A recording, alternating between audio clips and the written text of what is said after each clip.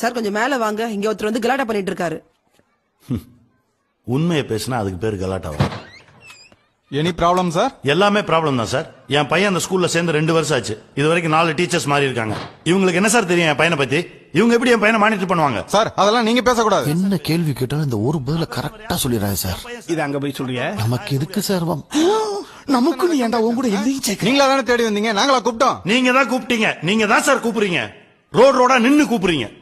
முதல் மார்க் வாங்கின பிள்ளைய கட் அவுட்ல போட்டு இது எங்க பள்ளிக்கூடத்துல படிச்ச பிள்ளை, எங்க பள்ளிக்கூடத்துல படிச்ச பிள்ளை தம்பட்டு அடிச்சு பிட் நோட்டீஸ் கொடுத்து டிவில விளம்பரத்தை போட்டு பாக்குறவங்க எல்லாம் பிரமிக்க வச்சு இந்த ஸ்கூல்ல நம்ம புள்ள படிச்சாதான் நம்ம கௌரவம் வீட்டுல இருக்க பொம்பளை நம்ப வச்சு குழப்பி விட்டு அவளுக்கு புருஷங்களை டார்ச்சர் பண்ணி அடம் பிடிச்சு மருந்த குடிச்சு என் பொண்டாட்டி எல்லாம் மருந்த குடிச்சிட்டா சார். பல பேர் வீட்டுல இருக்க டார்ச்சர் தாங்க முடியாம தான் சார் காம்ப்ரமைஸா இந்த மாதிரி பள்ளிக்கூடத்துல கொண்டு வந்து சேர்க்கிறான்.